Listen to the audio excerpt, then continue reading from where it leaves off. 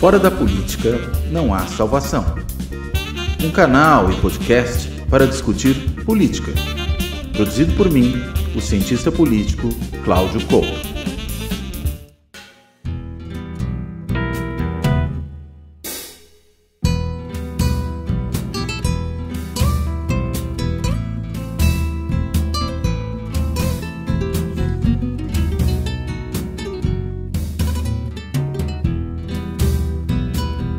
Olá, este Fora da Política Não Há Salvação vai tratar da questão da América Latina e das relações entre os países na América Latina.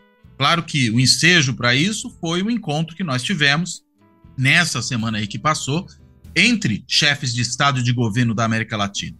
A gente viu que o presidente Lula, nessa tentativa muito intensiva que ele tem feito nos últimos tempos de recolocar o Brasil na agenda internacional, ele, olhando aqui para o subcontinente, chamou líderes da América do Sul, governantes da América do Sul, para uma reunião no Brasil, e nessa reunião já pensou em caminhar no sentido da construção de alguma forma mais estruturada e mais institucionalizada de interação entre esses países. Nós já temos o Mercosul aqui nos países do Cone Sul, mas, evidentemente, isso pode avançar em outras direções.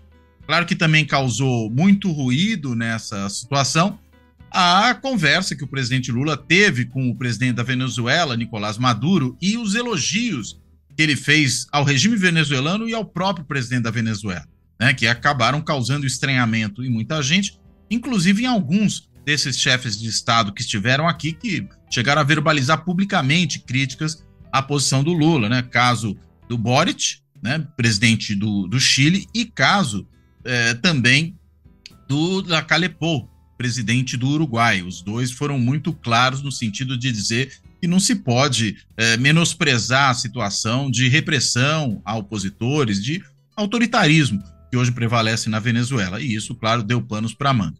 Enfim, para a gente tentar pensar esse cenário e ver de que forma esse Brasil com um novo governo se coloca, não só no cenário internacional de forma geral, mas no contexto latino-americano e sul-americano em particular, é que a gente hoje vai conversar com a professora Miriam Saraiva, que é professora de Relações Internacionais na Universidade do Estado do Rio de Janeiro, a UERJ, e é também professora do Programa de Pós-Graduação em Relações Internacionais da UERJ.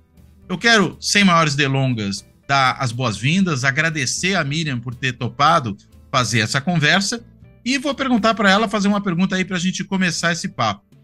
Miriam, o que significou, do ponto de vista dessa integração latino-americana, das relações entre os países da América Latina e particularmente da América do Sul, esse encontro realizado no Brasil nessa semana que passou? Por favor. Oi, Cláudio, obrigada pelo convite. De fato, é um tema que está bem na agenda da semana e é uma questão que, para o governo Lula, é bastante importante e, acredito eu, para o Brasil também. Por isso eu ressalto na relevância do tema. Pode deixar o seu gato participar da entrevista, não tem problema, não. Tá, beleza, então. Então, eu acho que depois dos 4 anos de Bolsonaro, aonde foi dos nossos últimos governantes aquele que mais se afastou da América Latina. Se afastou enormemente, se afastou principalmente da Argentina, mas se afastou também de outros presidentes, inclusive presidentes que eram de direita, que a priori eram identificados por ele como aliados. Se afastou não no caso desses presidentes, não por questões ideológicas, mas eu acho que se afastou por falta de interesse, por falta de identidade, e pelo fato de, é verdade, que no governo Bolsonaro, nos seus grupos de apoio, não havia grupos com interesse na América do Sul, de nenhum tipo, a não ser, eventualmente, aqueles que eram contrários aos governos de esquerda, aí sim, esses, que eu chamaria de talvez negacionistas, esses sim eram os únicos que se manifestavam. Então, quando o Lula chegou, houve uma expectativa grande, não só dentro do Brasil, por parte de acadêmicos e de muitos eleitores mesmo da base do Lula, como por parte dos outros estados, de que o Brasil ou Lula recuperasse o papel que o Brasil teve durante os seus 2 primeiros governos, né? Quando o Brasil, assim, de certa forma, buscou construir uma liderança na região. Uma liderança, não era uma hegemonia, não era pesado, mas era uma liderança, digamos, consensual, onde, de certa forma, buscava compatibilizar interesses dos diferentes países da região. Então, com isso, né, essa reunião, eu acho ela simbólica, porque o movimento mais forte da integração sul-americana, né, que formou a Unasul, começou numa reunião também assim, entre os presidentes da América do Sul, convocada pelo então presidente Fernando Henrique Cardoso, né, antes do Lula, durante 2020. E o que tinha de interessante, e que segue tendo nessa do Lula, é que 2020 não, acho que oh, você confundiu o ano. 2000, 2000, 2000, tá certo. 200, isso. O que eu acho interessante é que, até então, né, tanto a Guiana quanto o Suriname eram considerados países caribenhos, digamos, né? E essa reunião do ano 2000, ela foi feita a partir do continente geográfico, né? Ou seja, todos os países, incluindo Suriname e Guiana, só ficou de fora, né? A Guiana Francesa e as Malvinas, porque até agora não são países independentes. São países E com europeus isso, encravados aqui na América do Sul, pois né? né? Eu tive que chamar a França e a Inglaterra também. Mas, enfim, aí com isso ele começa a dar sentido à integração de infraestrutura, que foi o primeiro passo. Então, daí começou a se criar uma ideia importante de América do Sul, posto que a América Latina é muito grande, alguns países ficam realmente fora da alçada, digamos, brasileira, de influência, né? Então, com isso, é, acabou o mandato do Fernando Henrique Cardoso, o Lula chegou na esteira desse movimento, criou a Comunidade Sul-Americana de Nações, que depois virou o Unasul.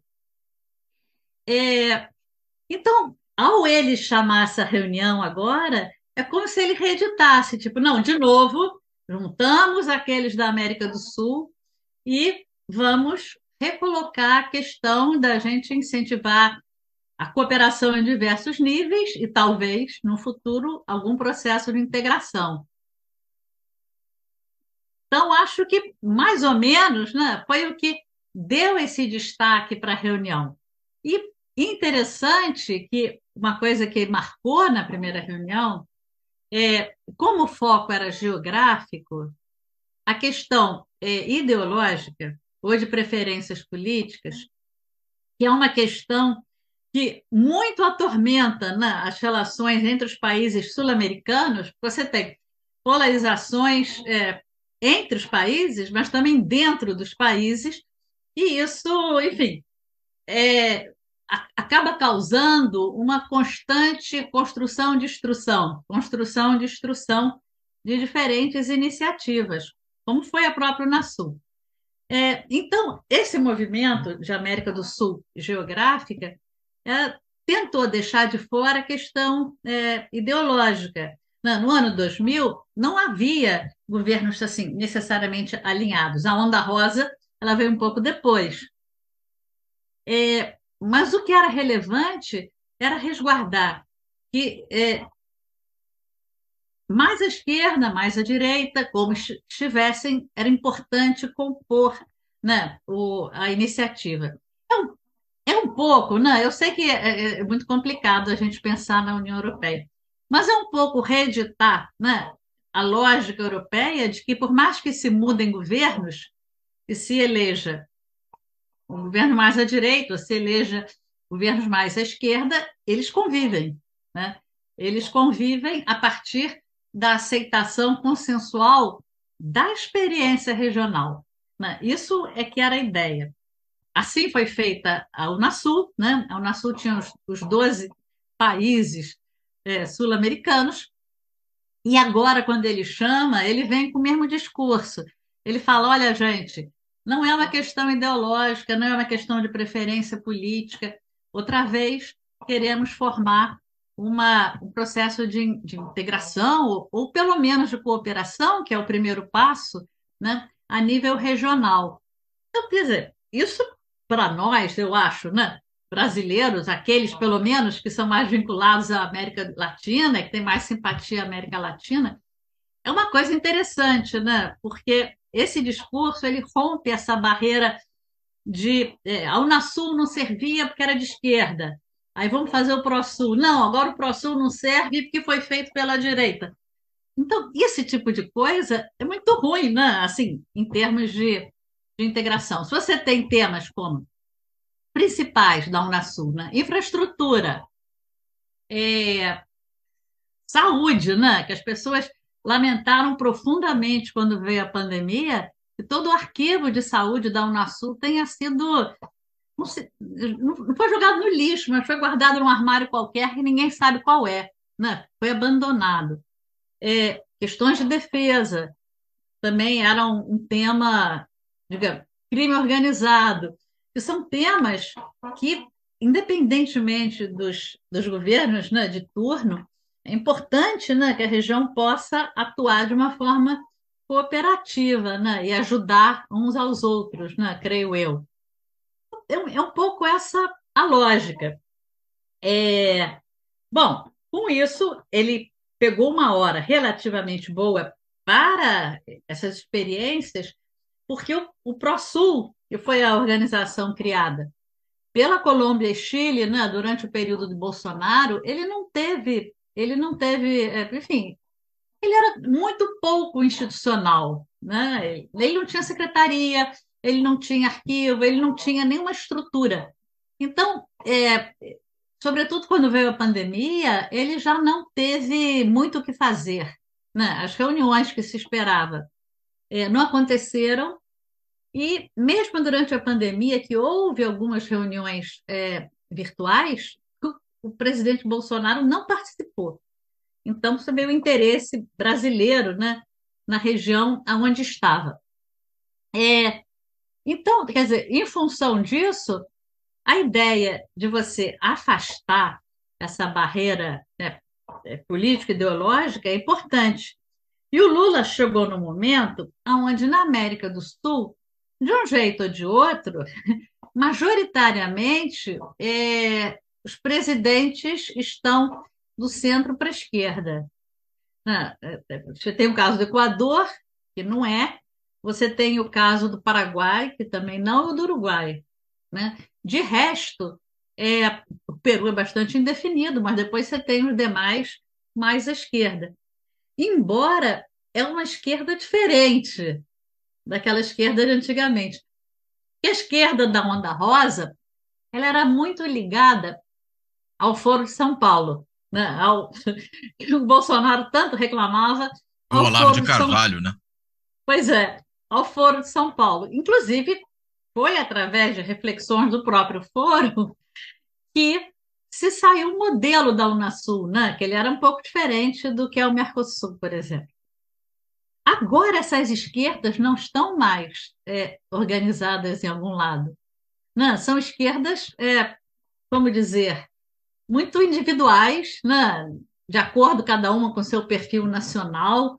Então, não tem nada que diga que elas têm a mesma concepção de integração, ou que elas têm a mesma concepção, né? E com isso, claro, um motivo a mais para tirar a questão de preferência política e ideológica do cerne para você montar um processo de cooperação regional, né? Agora, o que você falou do Maduro, né? Na verdade, na minha opinião, né?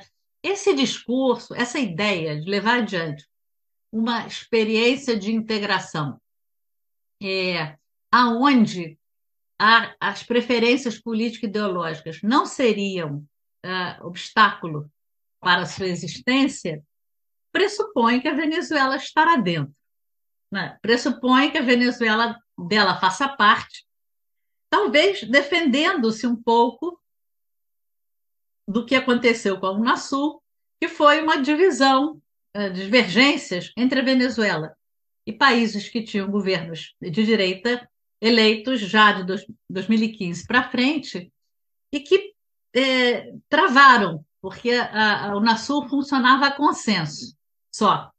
Acabou o secretário-geral, concluiu o seu mandato e não conseguiram outro secretário-geral, porque a Venezuela vetava aqueles que os países de governos de direita apresentavam e o contrário. Então, né, ela ficou funcionando ainda alguns meses sem secretário e acabou que, enfim, se foi desmontado, né? Ela foi Saíram. extinta formalmente, não? Não, ela está lá, né? Ela tem um prédio muito bonito ali no Equador, bem perto de onde passa na linha do Equador, que acabou que o presidente equatoriano, quando era o Lenin Moreno, falou que ia emprestar uma parte da sede para montar uma universidade indígena, uma coisa assim. É, mas está lá, né? E o governo equatoriano reclama muito que ele, mal que bem, ainda paga por isso, paga a conta de luz, né? Sei lá, paga a existência do prédio, né? Então, quem sabe, né? Se alguém resolve recuperar a partir de outras, mudando um pouco as regras, adaptando, né? Querer recuperar o Unasul. Pode ser. Isso não foi descartado. O que o Lula fez foi assim, colocar na mesa a ideia da integração. E aí falou: olha, conversamos, agora cada um vai para o seu país, conversa com os, sei lá, os parlamentares, com os ministros, assessores, e a gente mais adiante se reúne de novo e pronto. Aí a gente já vê se dá partida, que pode ser uma coisa mais geral, que nem o Unasul, ou pode ser uma coisa setorial, que é sempre uma pequena brecha. Não, então vamos montar um instituto de pesquisas sobre saúde. Não, vamos montar um grupo para discutir, cuidar e administrar a gestão do meio ambiente. Né? Esses dois temas são os mais, digamos, mais na moda, né? Os mais chamativos, os mais importantes atualmente. Mas pode haver outros também. Distribuição energética, pode haver questões de infraestrutura de diferentes tipos. Então, foi mencionada uma moeda comum pelo Lula, o que não, quer dizer, não existe, né? É uma coisa bastante complicada, porque a moeda comum, ela pressupõe que já tem um nível de confiança construído.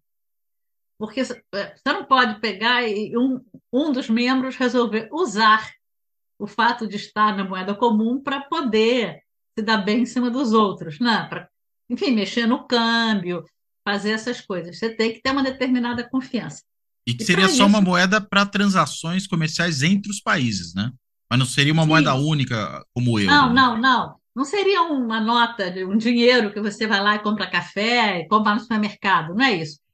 Seria o que a gente chama, na verdade, o nome certo é unidade de valor, que é o que foi o eco, que foi uma moeda que antecedeu ao euro. E primeiro tinha o eco durante muitos anos. Aí, quando já estava bem difundido, mudaram para o euro. Ou, para aqui, para nós do Brasil, foi o que foi a URV. Se lembra dela, do Sim, período a implantação do Plano Real, né? Para dar a Sim, passagem da moeda antiga para a nova e eliminar a inflação, né? durante um tempo, a URV ela tinha uma relação com o Cruzeiro, que poderia se desvalorizar em relação a ela, mas os preços dela continuavam. Essa moeda, digamos, a URV sul-americana, né, que eu acho difícil, mas digamos, seria algo assim, aonde teria vínculos com os câmbios, né, dos países, e que se um país tem uma desvalorização cambial, ele desvaloriza em relação à moeda. Mas na hora de fechar uma exportação, importação, se diria, olha, vou te dar X URVs sul-americanas. Se depois a moeda nacional dele subisse ou descesse, não afetava a compra, a exportação. É isso que eles querem, né?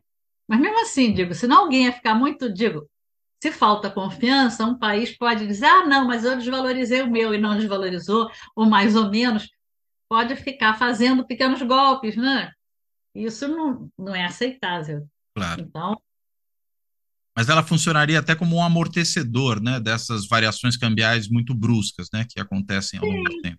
Porque é por isso que eles usam dólar, né? Porque, digamos, você vai comprar sei lá, um lote de vinhos da Argentina. Se você falar, eles custam tantos pesos, o peso cai todo dia. E aí no dia seguinte eles iam ficar mais baratos, ou se o peso, ou ia mudar o preço, né? Então, o que que eles fazem? Para evitar isso, eles pautam no dólar. Então, fala em dólar. Se o peso cair ou descer em relação ao dólar, não afeta, né? Aí a URV, ela tem essa, a URV, a dita moeda, né, sul-americana tem essa função. É você, tantas URV sul-americanas vale esse lote de vinhos. E se o peso sobe ou desce em relação à URV sul-americana, não afeta, né? Porque senão fica muito confuso, né? Agora, queria entender uma coisa. É interessante que você mencionou que a Unasul começa a ser gestada no governo Fernando Henrique, mas que depois o próprio Foro de São Paulo teve um papel importante na, na construção dela, e ela passa a ser associada com uma coisa da esquerda. Queria entender um pouco como é que se dá essa passagem, né, de uma entidade sul-americana como o Mercosul, que remonta lá ao governo Sarney, né, se a gente pensar no tempo, e que se manteve, né, sem maiores problemas ao longo desse tempo todo, ainda que, enfim, pode ter suas pequenas crises, mas ele se mantém. E no caso da Unasul, no que muda o vento ideológico na região, ela se inviabiliza. O que É, aconteceu aí no meio do caminho? não, o governo Fernando Henrique, o que ele sugeriu nessa primeira reunião, os principais temas debatidos, né, no ano 2000, era comércio, debatido, mas não era o mais relevante, infraestrutura, que era o mais relevante, e a preservação dos regimes democráticos. Essa era a linha, né, de atuação. A infraestrutura, claro, certamente o governo Fernando Henrique pensa na infraestrutura porque ela possibilitaria a expansão comercial, possibilitaria mais investimentos cruzados, uma vez que a América do Sul é um continente muito grande e que tem uns acidentes geográficos muito fortes, como a Amazônia, como os Andes, né? Para você passar, enfim, sempre é difícil, né? É muito mais fácil você mandar um produto daqui para a África ou daqui para Portugal do que daqui para o Peru, né? Porque você pela Amazônia já é difícil, depois ainda passa os Andes, você acaba dando a volta. Então, esses são os temas. Aí começou a andar. O, o Foro São Paulo, o que ele fez é pegar essa ideia, né, de América do Sul e aprofundar mais em algumas áreas consideradas importantes. E dessas áreas consideradas importantes, o comércio não era relevante, ou pelo menos não era o principal. Por que motivo? Porque nas reflexões do pessoal do Foro São Paulo, um livre comércio na região poderia prejudicar os países menos industrializados ou menos desenvolvidos. Isso é uma coisa já antiga, lá da época da LAUC. Brasil, obviamente, muito A mais. LAUP era o quê, só para a gente A entender? LAUC era a Área de Livre Comércio latino-americana, criada em 1960. Mas ela empacou e deixou de existir quando chegou na parte da indústria. Enquanto produto agrícola, eu mando o meu, você manda o teu, perfeito. Quando ela começou a ter que descer tarifa de produtos industriais, aí os menos industrializados falaram: não, peraí, nós não queremos isso, nós queremos então se industrializar juntos, não ficar servindo de mercado para a industrialização brasileira ou argentina. Então ela aí parou. E o Foro São Paulo, que pensava um pouco, que levou o Unasul, era um pouco isso, né? Cada país tem uma particularidade. Então, as estratégias de desenvolvimento de um, de outro e de outro devem ser nacionais. Cada um, digamos, se o Evo Morales, da Bolívia, decide que vai proteger o artesanato boliviano, tá certo, ele está representando esses artesãos e ele tem que proteger. Então, essa questão econômica, ela ficou de fora. Não, pelo menos não era mais relevante. O que andou mais foi a infraestrutura, saúde, que andou bastante, o Conselho de Defesa, que era um Conselho de Defesa, defesa mesmo, né? Não é de segurança. É só pensando mais na interação das Forças Armadas, etc. Eventualmente, treinamentos juntos, tinha uma escola de defesa, onde todos os militares dos diferentes países participavam, etc. A infraestrutura, né, que era o COSIPLAN, famoso COSIPLAN, que o BNDES deu mais dinheiro para a região do que o Banco Mundial e que o Banco Interamericano. Então, mostra aí a tônica do Brasil, né? Então, quer dizer, com isso, a questão econômica ficou um pouco de lado. Porque, no caso do Mercosul, a gente vê que o Mercosul não acaba, né? Mas com o governo Lula, por exemplo, né? E com o Kirchner, a parte político-social, as comissões, Observatório de Direitos Humanos e outras coisas dessa natureza, eles cresceram. Agora eles murcharam, né? O Temer para frente, junto com o Macri, né? E depois o Bolsonaro, eles foram desinstitucionalizando, quer dizer, desmontando essa estrutura mais social montada, o que preserva o econômico. Porque o econômico, por mais fúria que se tenha em relação ao vizinho, você não pode desprezar, né? Você vê que todo governo, digamos, desde lá do Serra, vem lá para trás, né? Governo do Serra em campanha, e ficam Uhum. reclamando do Mercosul, dizendo que vão acabar com a tarifa externa comum, vão acabar com a tarifa externa comum, porque ela é prejudicial, porque ela não deixa o Brasil fazer. Serve de obstáculo, né, para o Brasil fazer acordo com outros países. Quando chegou ao poder, calmou a boca. Ninguém mais fala nada de tarifa comum. Né? E aí, com o governo Bolsonaro, o Guedes, que foi igual, reclamou, a CNI, em 2 momentos, falou: não, se acabar com a tarifa externa comum, vai dar um prejuízo enorme para a indústria brasileira, não faça isso. Porque aí, os outros, né? A Argentina vai comprar de quem? Da China.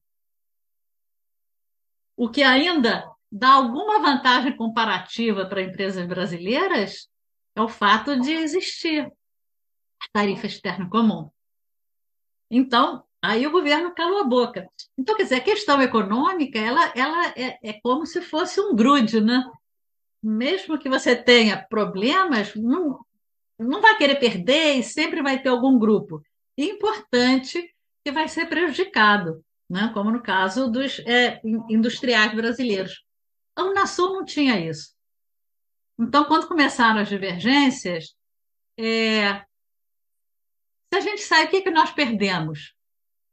O Instituto sobre a Saúde, sim, mas naquele momento ainda não tinha pandemia, quem importa? Não, não, a gente pode perder a questão da Conselho de Defesa. Eu também não tenho vontade de tratar com aqueles militares. Ou seja, com isso, o, o famoso grude de trás, né, que é a dimensão econômica, ela não era desenvolvida. E aí deu pé para isso. Qual é o custo? Por exemplo, sair do Mercosul hoje é muito custoso.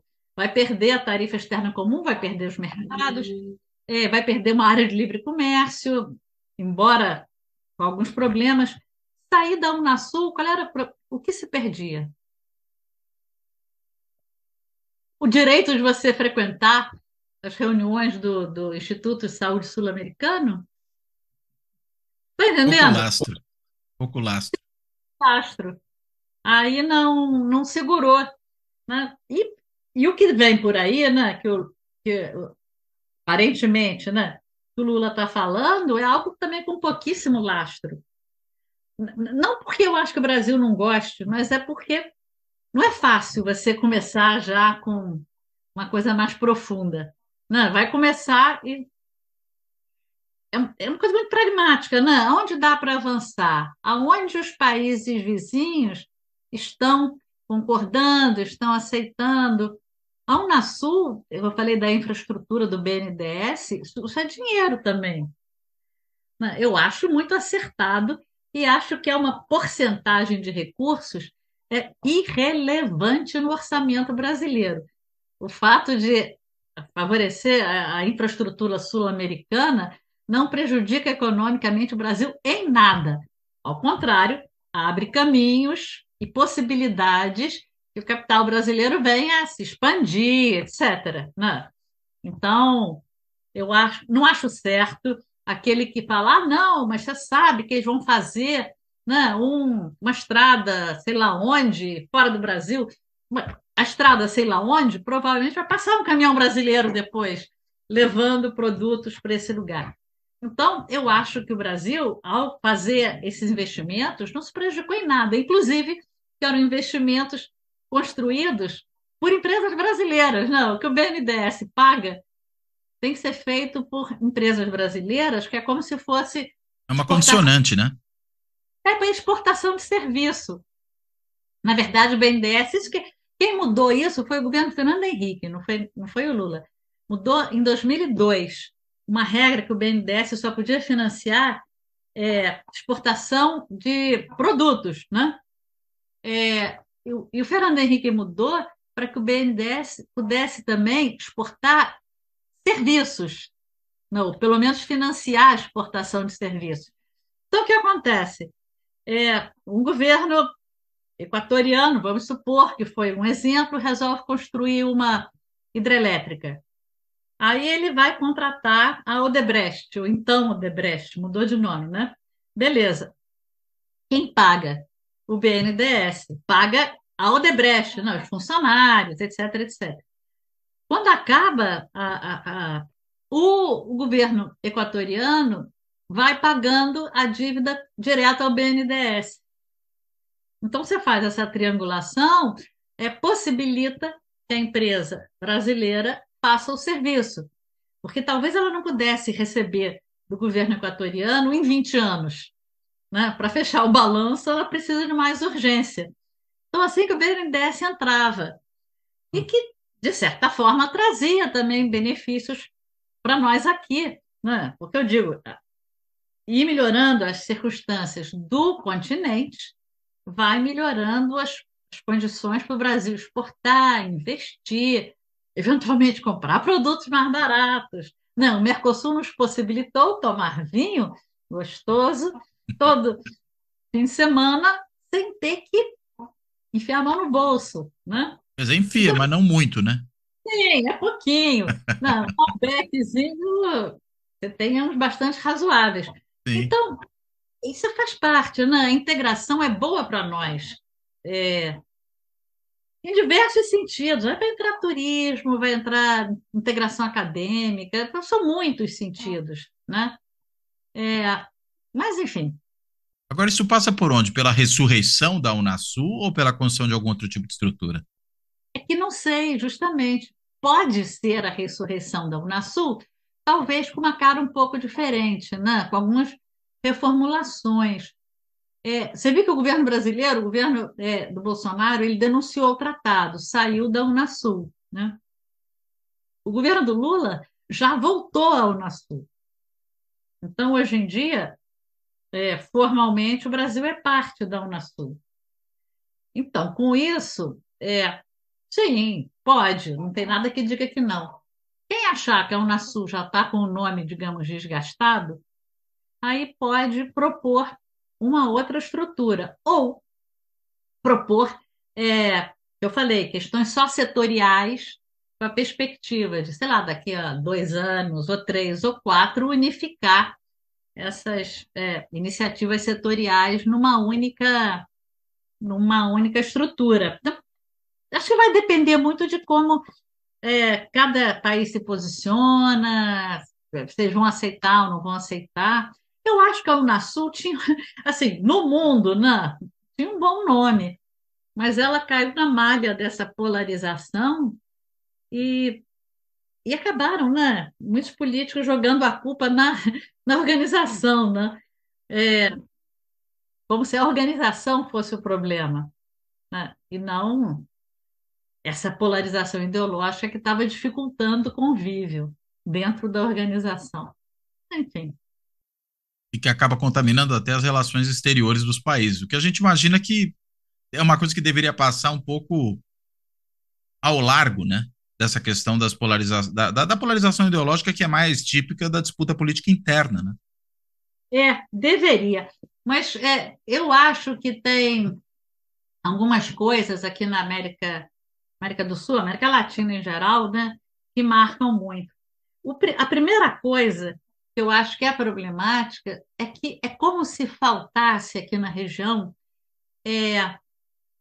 um consenso mínimo sobre alguns princípios e valores que seriam pilares para essa experiência regional. Por exemplo, né, uma coisa complicada. O que é democracia? Isso Porque, foi o tema de discussão essa semana, né? sim, bem, pois é, nos países e entre os governantes não existe uma posição comum.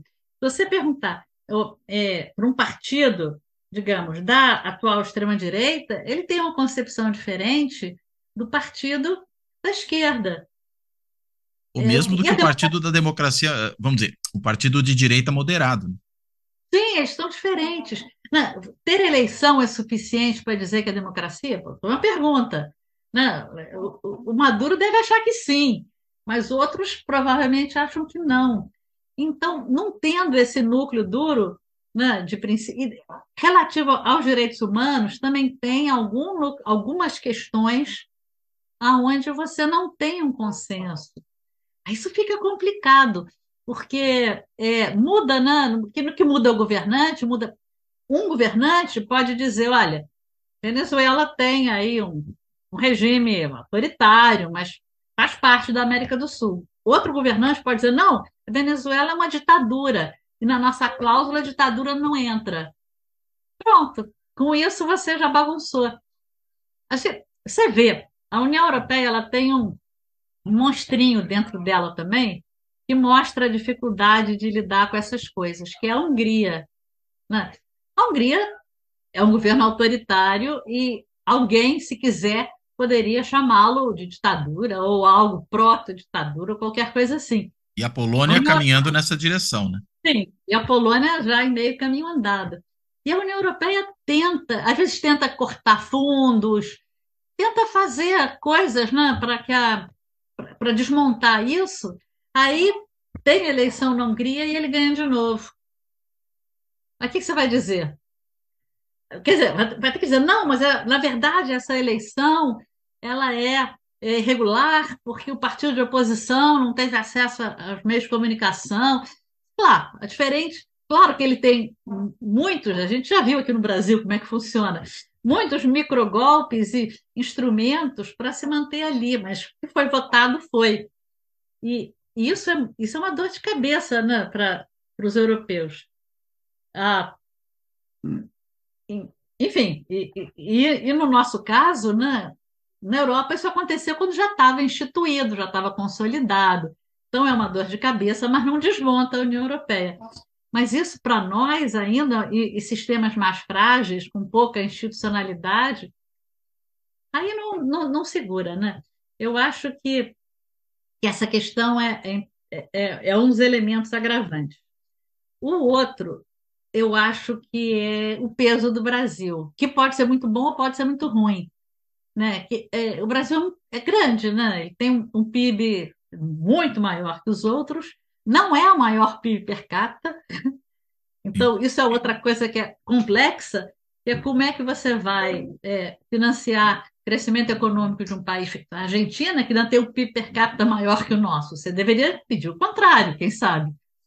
Mas para a gente sustentar o Brasil não ia funcionar. Então, é uma coisa complexa, de forma que quando o Brasil está com boa vontade para a integração, ela caminha melhor. Se tem um governo brasileiro com má vontade, fica difícil, porque você não tem algum outro líder, não tem algum outro país que possa funcionar como elemento de coesão, né, para os demais. E aí vai desmontando, né?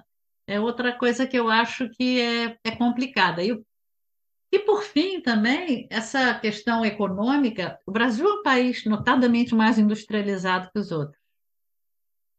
Você começa a exportar produtos industrializados, como faz para a Argentina, Uruguai, etc., o que acontece é que as indústrias desses países têm muita dificuldade de enfrentar a concorrência. É, então, você vê, por exemplo, você entra numa loja de eletrodomésticos em Buenos Aires, eles põem na frente os argentinos, né, em promoção, tal. Você vai para o fundo, estão os brasileiros que são mais baratos e melhores. É isso. Não, o que você vai fazer? E o Brasil, ele é muito. O Brasil, né? Os industriais brasileiros, né? A Fiesp, o pessoal de São Paulo, não sei, que tem muito problema de desenvolver uma indústria assim, que nem na China, né? Que vai em diversas etapas, né? Os produtos são produzidos em países diferentes, né? Aonde você tem uma industrialização muito mais vinculada de diferentes países, que a China faz nos países pequenos do seu entorno. No caso brasileiro, não. O brasileiro faz questão de pegar o produto inteirinho, até Autárquico. limpinho, e vender. Então, claro, isso enfrenta o produto inferior do país ao lado e prejudica. Aí os empresários do país ao lado vão reclamar, né? E isso é um elemento complicado, né? Porque o Brasil é mais industrializado, mas não tem o jeito, nem o gosto, nem nenhuma disposição de deixar que a sua industrialização ultrapasse as fronteiras, né? Que ela vá passando para a região. E aí isso gera muita queixa, né, dos países do lado. Por isso é que eu digo que a Unasul ela conseguiu até sobreviver um tempo, tirando a questão econômica, né? O medo de alguns países ao lado é que eles virassem, digamos, quintal do Brasil, né? Que eles fossem mercado para produtos brasileiros, sem com isso ter nenhum ganho de retorno, né? É, mas enfim. Mas a questão do Maduro, você falou e eu não falei, eu Pode esqueci, ir lá. eu distraí. Eu acho complicado isso, porque você quer fazer uma iniciativa regional qualquer que seja para toda a região, cuja sua fronteira seja geográfica, não seja de preferências políticas. Então, a Venezuela está dentro. Então, eu acho, né, que trazer a Venezuela aqui, convidar o Maduro, isso é um passo normal, né? É um passo que é necessário, inclusive, se alguém tem interesse em fazer uma iniciativa sul-americana. Agora, daí para no dia anterior encontrar, fazer uma festa, fazer diversos elogios, de fato, Fica complicado, primeiro porque a Venezuela é um problema na América do Sul. Coitada da Venezuela, mas em termos objetivos, ela é um problema, porque talvez se a Venezuela não fosse governada pelo Maduro, isso é uma hipótese, a Unasul não teria terminado, ela teria se modificado. A Venezuela que travou, né? Começou a não aprovar o que os outros países aprovavam, os países com governo de direito. Aí pronto, isso inviabilizou. A Unasul teve algumas iniciativas para tentar melhorar a situação. Não conseguiu um pouquinho quando teve aquela eleição, lembra? Acho que foi 2014 ou 15, que se formou uma Assembleia Nacional majoritariamente Sim. opositora. Ali foi um esforço grande do Brasil, da Unasul, para que a eleição acontecesse. Mas pouco depois degringolou, porque eles criaram Levou um umas passa-moleque à Assembleia, né? Pois é, aí eles criaram até aquela Assembleia Constituinte e tal, e, enfim, Engoliram a invia- outra. é, inviabilizaram, mas naquele momento conseguiu. Mas depois não. Então, esse fracasso constante, né, é um elemento de tensão e de problema. No caso do Mercosul, por exemplo, a Venezuela tinha entrado, depois tiraram. É verdade que a Venezuela não adotou a tarifa externa comum, porque ela tinha uma outra lógica, né? E isso facilitou tirar a Venezuela, claro. Se ela tivesse a tarifa externa comum, ela teria ficado agarradinha ali.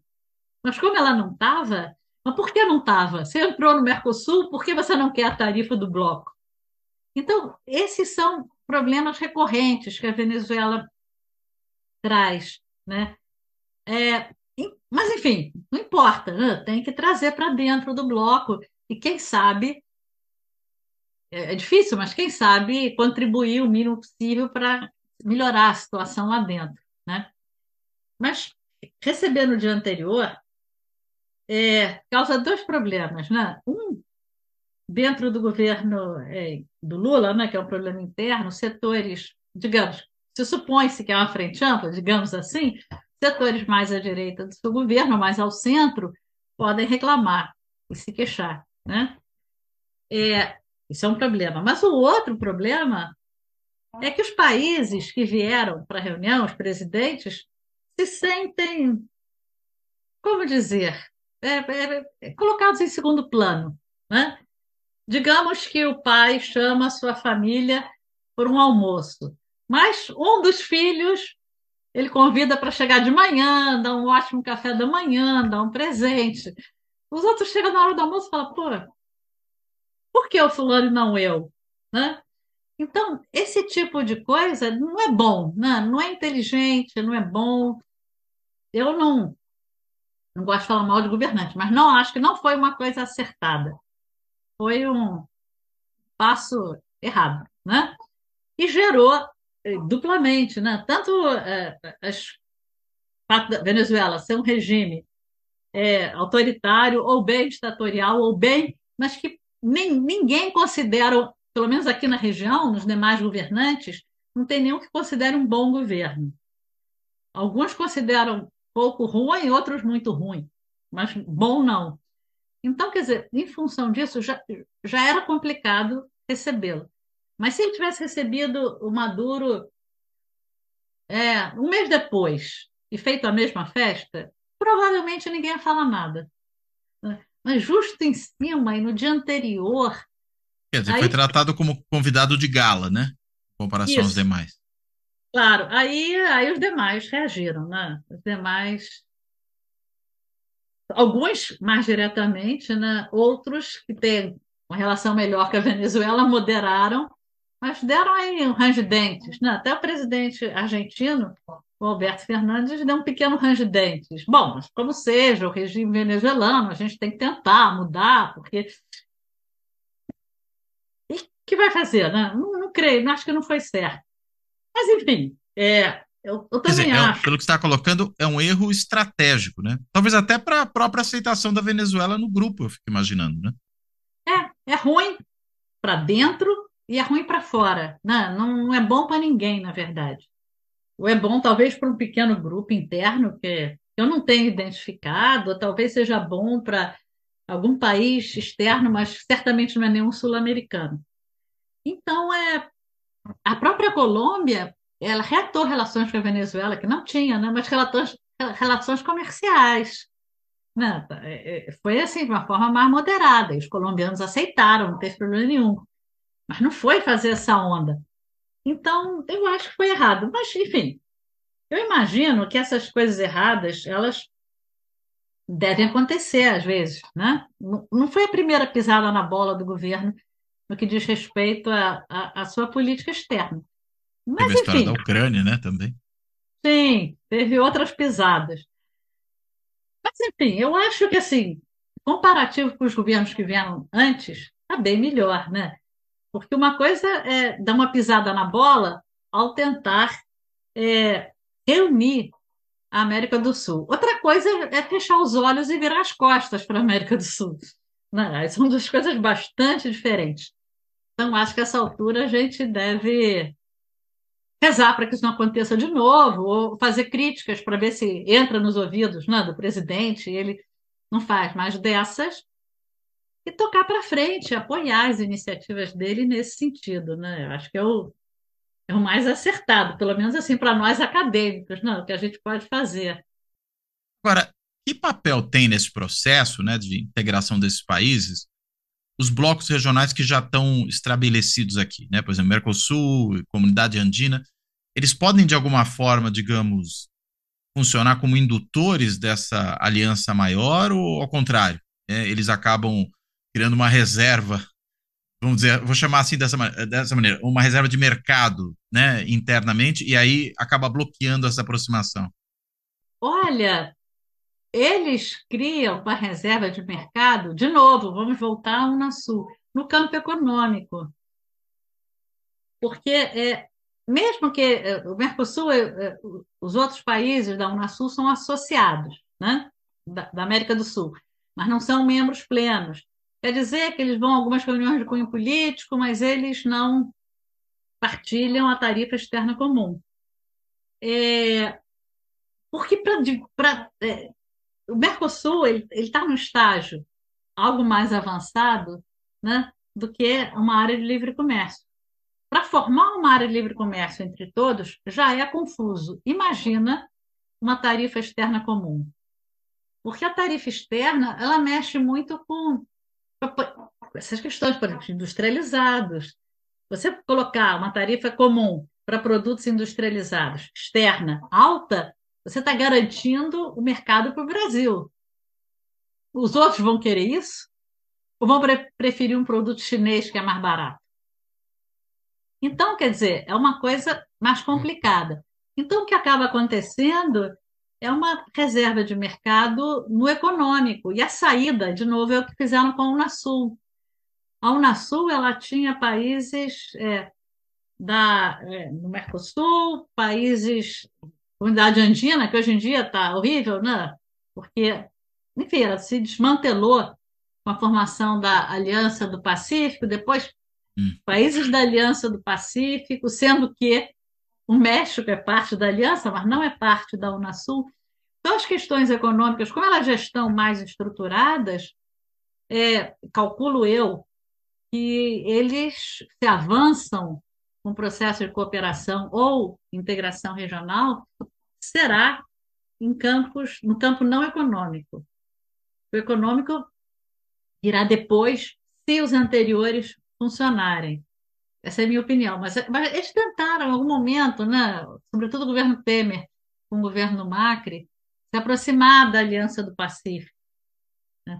O Uruguai já falou que queria entrar na Aliança do Pacífico, já responderam que ele fica no Atlântico. Né? No Uma questão Atlântico e no Rio da elementar. Prata, né? Pois é, não tem nada a ver. Mas aí fica como associado também, fica numa outra categoria. Mas essa questão econômica você tem razão, no sentido de se for criar um processo de integração mesmo, né, com alguma divisão de soberania no campo econômico, como o Mercosul, é difícil, né? Teria que ir primeiro articulando, né, as pontas. Hoje em dia, os dois grandes, é o Mercosul e a Aliança do Pacífico, né? A comunidade andina está muito, muito desmontada. Pelo que você está falando, ela foi engolfada, né, pela Aliança do Pacífico. Ela perdeu um pouco função, uma vez que os mesmos países membros da comunidade andina, ou pelo menos uma parte deles, entrou na Aliança do Pacífico, é isso? Isso, mas ficou de fora o Equador, a Bolívia. A Venezuela, quando ela entrou no Mercosul, ela saiu da comunidade andina. E E o agora ela Peru, saiu do Mercosul também.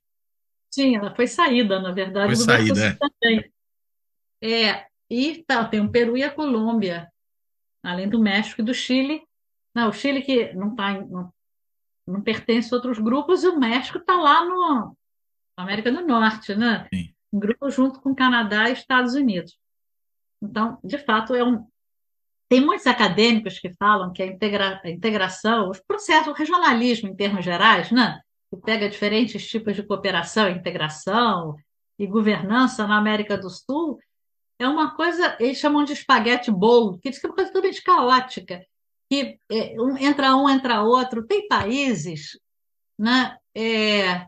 A Bolívia agora já está menos, né? Porque não, alguns se desmontaram, que era campeão de participar Ele participava da comunidade andina, era associado ao Mercosul, participava da ALBA, que essa aí já ninguém mais vê, né? A iniciativa da Venezuela, e participava da comunidade andina, Mercosul associada, e da Unasul. Então, eram quatro, sem contar a CELAC também, mais a OEA. Então, aí já são 6 iniciativas, né? Diferentes. É para você imaginar, né?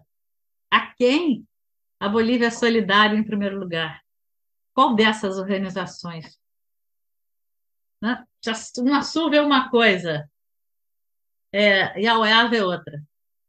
No que diz respeito ao impeachment do presidente Lugo, do Paraguai, a Unasul manifestou claramente uma posição e a OEA outra. Muitos estão nas duas, né? E aí, só que a América do Sul é minoritária, né? São 12. Sim. A OEA, não sei, são 35 por aí, né? Então, A gente é no claro, máximo um terço, né, América do Sul. a gente no máximo um terço, então não pode, não sustenta uma posição ali. Então, quer dizer, isso é complexo mesmo, né? Mas eu acho que os sul-americanos os latino-americanos em geral, eles já estão acostumados a conviver assim, né? Já faz parte da lógica deles, né? Esse monte de associações. Talvez seja uma forma, quem sabe, de não ter uma muito forte, né? Você divide Você, esforços entre as várias? É nisso que você está pensando? Além do conflito de jurisdição entre elas ou de posições? sim, porque aí você fica mais próxima de uma, fica mais próxima de outra, divide funções também. A CELAC, por exemplo, a principal função dela hoje em dia, né? Não que ela tivesse sido criada com isso, mas hoje em dia a principal função é fazer o diálogo com a União Europeia. É a coisa que ela melhor faz, porque aí sim acaba canalizando financiamentos europeus. Né? Vai ter reunião agora, né? Os europeus, enquanto o Bolsonaro esteve na presidência do Brasil, ele tirou o Brasil da CELAC. Os europeus não fizeram cúpula, porque fazer uma cúpula sem Brasil ia ficar esquisito. Então, eles ficaram esperando, né, acabar o governo para ver o que acontecia. E aí, bom, o Brasil já voltou para a CELAC, aí vai ter uma reunião agora em julho. Mas é só. Agora, a CELAC, a União Europeia, não conversa com a Unasul. Porque ela acha que se conversar com a Unasul, pode chatear os centro-americanos ou caribenhos, que podem se sentir preteridos. Já houve muito na época. A Espanha e Portugal queriam que a União Europeia estabelecesse um diálogo com a Unasul. A União Europeia não estabeleceu, mas discutiu muito. E a conclusão foi essa, que ia causar inveja e problemas, né, nos países latino-americanos, que já era uma região complexa. Então, o Unasul não serve para essa função, né? Terá outras. Você vai fazendo isso, né? A vantagem do Lula, né, creio eu, é que nesse item, né, é que o Lula sempre foi um presidente que teve muita simpatia pela integração sul-americana e latino-americana também. O programa, lembra dos programas de partidos antigamente, né? Eles não tinham nenhuma menção a- aos vizinhos. Não, caía do seu peso, que sim, são vizinhos. Mas o programa do PT de 2002, primeira página, falava da importância de acabar com injustiças no sistema internacional, o comércio internacional e incentivar a integração com os países vizinhos. Então, você vê que é um presente que tem disposição nesse sentido, né? Então, isso é bom, né? Porque imagino que ele vá buscar de uma forma, de outra ou de outra, que isso avance. Mas não sabemos, não. O país tem muitos problemas aqui dentro. E o país, quando tem muito problema dentro, a energia nas iniciativas externas encolhe. Aliás, até o Lula foi cobrado esses dias porque, enfim, está Eita, enfrentando uma tormenta no Congresso, é, sofrendo várias derrotas e é, estava se reunindo com os chefes de de estado dos países vizinhos, né? Então ele falou, pô, É, mas tem que cuidar do interno primeiro e tal. É sempre uma coisa difícil. Imagino que essa reunião também já estava marcada há bastante tempo, né? É difícil saber exatamente qual seria a agenda legislativa daquela semana, né? mas eu acho que o que mais irritou, pelo menos eu vi hoje na televisão, algum comentarista falando, é que no dia anterior, na segunda, no dia anterior à reunião, estava previsto que ele tinha dito que iria conversar com alguns deputados, mas ele foi encontrar o Maduro Aí e não piorou. conversou com os deputados. E aí estavam dizendo, está vendo, ele fez isso. Enfim, o que eu digo, a energia, olha que eu mesma, eu aqui comigo, acharia ruim deixassem o Lula, né? Que nem o presidente francês, cuida das relações externas, né? Mas aí tem que ter Deixa alguém para fazer outro papel, né? assim, claro, claro. Aí teria que arranjar outra pessoa para fazer, porque aqui dentro tá muito confuso, tá muito difícil, né? Talvez fosse para alguém de mais saúde, não sei. Pode ser. Porque não é fácil enfrentar esse Congresso. Não é, né? E você precisa não dormir, né, para conseguir. É uma coisa muito desgastante, creio eu.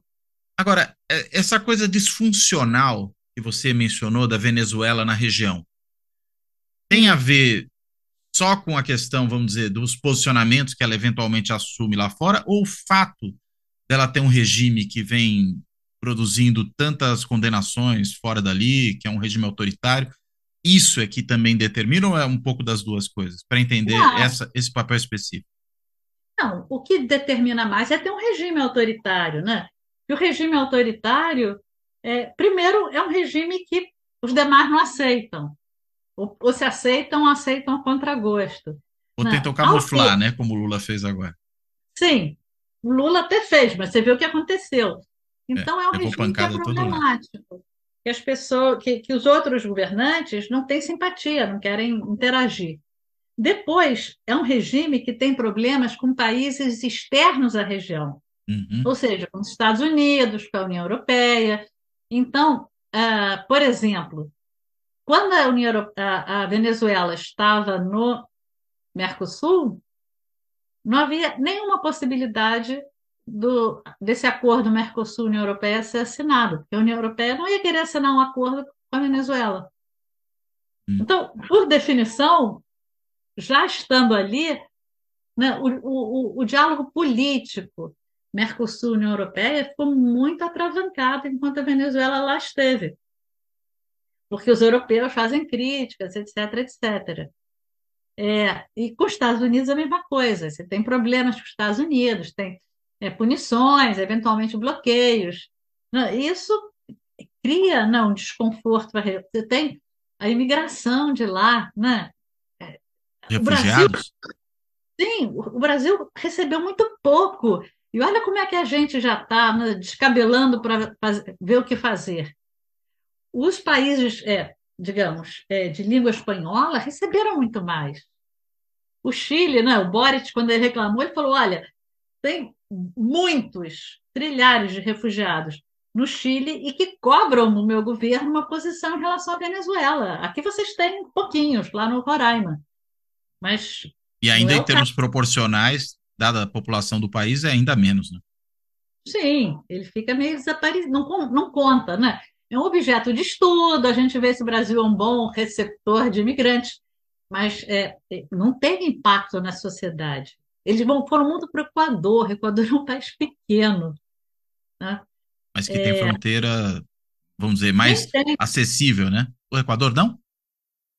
Ah, não, El a Colômbia. Salvador é a Colômbia. Colômbia que tem. Sim, sim, Eles sim, tá têm. certo. A Venezuela tem com a Guiana, que briga bastante, Verdade. né? Estão sempre se enfrentando lá por causa de um pedaço de terra. Com o Brasil e com a Colômbia, é o trio, né? E a Colômbia tinha um governo.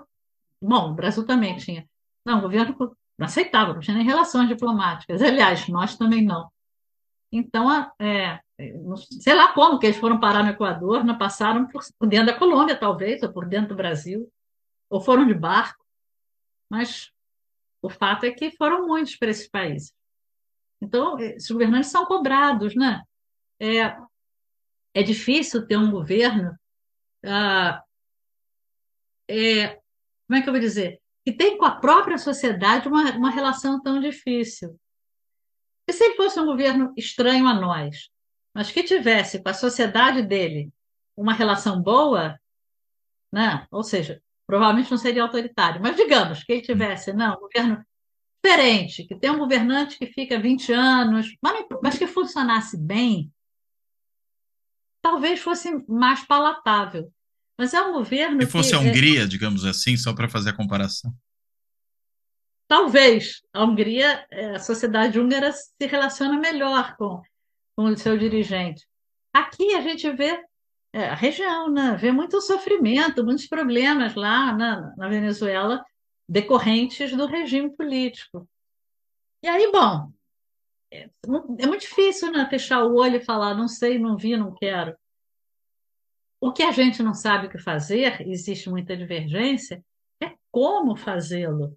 Não é questão de gostar ou não gostar do regime venezuelano. Isso ninguém gosta, nem o Lula. Já falou mal em algumas circunstâncias. É o que você faz com ele. Como você trata, que estratégia você tem para se relacionar com um governo com essas características? Um governo que, se dependesse de você, você retiraria ele dali, né? Era a primeira providência. Se alguém pudesse assinar um acordo com a oposição, assinaria um acordo tipo, Maduro saiu e a gente faz uma eleição. Mas isso, como é que você vai se relacionar com ele sugerindo isso? Então, é uma coisa muito complexo, né? E claro que vai haver divergências. Até hoje, o caminho certo ninguém encontrou, porque ele continua ali, né? Bom, eu acho por isso que a gente talvez tenha que ter, às vezes, um pouco de paciência. É, e não incriminar tanto, né? Eu falei, eu achei que ele fez errado em receber o Maduro, mas também, Não receber, mas talvez sim fazer aqueles elogios todos e tratá-lo como especial, sim, né? fosse receber em outra oportunidade, não na véspera do dia, e muito Uhum. menos fazendo toda aquela pompa. Mas, enfim, a gente tem que quebrar a cabeça, né? É um problema. Eu acho que Cuba, hoje em dia, lá no Caribe, né, tem menos problemas. Tem muito problema com os Estados Unidos, mas com os vizinhos já tem uma forma de se relacionar mais harmônica do que, do que a Venezuela a Guiana, ela disputa um pedaço de terra, é muito maior, porque disputa, né? Bom, com a Colômbia e com o Brasil, o governo Bolsonaro e do Duque foi horrível, né? Com o Caribe, a Venezuela tem um bom relacionamento. Hum. Mas é um relacionamento também muito generoso, no sentido de dar dinheiro, petróleo, né? Que eles Uhum. vendem. Ó, a Petrocaribe Subsidiado, a Petrocaribe é toda vende petróleo subsidiado. Aí aqueles países pequenos vão gostar, né? claro. Por isso que também ninguém tira a Venezuela da OEA, porque os países pequenos não deixam. É interessante. São pequenininhos, mas são votos. Sim, claro. E acho que, por exemplo, nesse contexto também não sairia considerando posição de alguns governos da América do Sul, né? Ah, não, agora menos ainda, mas digamos, em Uhum. 2019, Uhum. alguns países daqui, 2019, 2020, estavam com alguma disposição mesmo para afastar a Venezuela. Houve tentativas que não foram exitosas, né? Uhum. Muito bem. Miriam, ótimo papo. Muito obrigado Ah, pela que bom. conversa. E eu vou te Sim. devolver aí a palavra para, se tiver ainda algum ponto que você acha que a gente acabou não tocando, que seja importante tocar, você possa tratar, e para fazer aí as suas considerações finais, por favor. Tá bem. Não, não tem nenhum ponto assim dentre as perguntas, né? Eu sempre fui muito simpática à América Latina, né? Eu já morei na Argentina um pouco. Eu fiz o meu doutorado, o programa que eu segui era um programa de América Latina contemporânea, na Espanha. Então, eu sempre fui muito simpática à região. Então, eu sou suspeita falando aqui, Mas você é a porque, melhor pessoa para falar disso, né? Eu estou aqui pensando em você. pois é, mas eu tenho essa suspeita. Mas eu acho muito bom, muito importante, né? Que o Brasil possa bem se conectar com a sua vizinhança, porque isso Eu acho que as pessoas devem ver que a vizinhança não é uma concorrência, né? A Uhum. vizinhança, quanto melhor está, melhor estamos nós também, né? Até hoje, o Brasil, o Itamaraty, às vezes, chama uns trabalhos para entender as dificuldades de lidar com o Paraguai. Porque ele não está bem. Até hoje, está se fazendo o cálculo do que perdemos com a Guerra do Paraguai. O que perdemos com essa guerra que ganhamos. Eles estão fazendo, ou nós Não, estamos eles, fazendo? claro, eles, obviamente. Nós, Brasil, Itamaraty. Porque o Paraguai, que foi muito destruído, ficou um país com muitos problemas, é, pesa muitas vezes em cima do Brasil. Você tem contrabando, você tem uma série de coisas que no Uruguai não tem, que a fronteira com o Uruguai é tranquila. Não precisa encher de polícia para ver se está trazendo maleta, né? Hum. Mas é porque o Paraguai tem mais dificuldades, é mais frágil. Então, um vizinho frágil não é uma coisa boa. Ou como a Venezuela, que não está bem, vem os imigrantes todos para Roraima. O ideal é um vizinho bom, né? Um vizinho, uma economia estruturada, que possa ser comprador dos nossos produtos feliz. Então, eu acho que vale a pena apostar. É isso. Quer dizer, para parafrasear um pouco uma ideia dos economistas, esses países geram externalidades negativas para os seus vizinhos, né? Os complicados. Sim, podem gerar. Então, a gente tem que ajudar que eles fiquem o melhor possível para eles terem externalidades positivas para os vizinhos, para nós. Perfeito. Assim, Muito bom. é isso, Então, então. Miriam, Obrigada. eu que Gostei do agradeço. papo também. Muito bom esse papo. Bem, e aí além de agradecer a Miriam, eu vou fechando por aqui e vou fechando como eu sempre faço, agradecendo a todas e a todos que acompanham o Fora da Política Não Há Salvação, no canal do YouTube, das mais de 20 plataformas de podcast em que ele está disponível, e a todos também que têm contribuído aqui para o projeto do canal. E aí eu lembro sempre das várias formas que há de contribuição, desde aquela mais simples, que é o botãozinho do Valeu Demais, aquele botãozinho do coraçãozinho que tem ali embaixo do vídeo no canal do YouTube. Pode ser também sendo membro do canal, né? Sendo membro via Clube dos Canais. É só se inscrever no canal para isso. É diferente de simplesmente seguir o canal. É uma outra modalidade, permite uma contribuição continuada.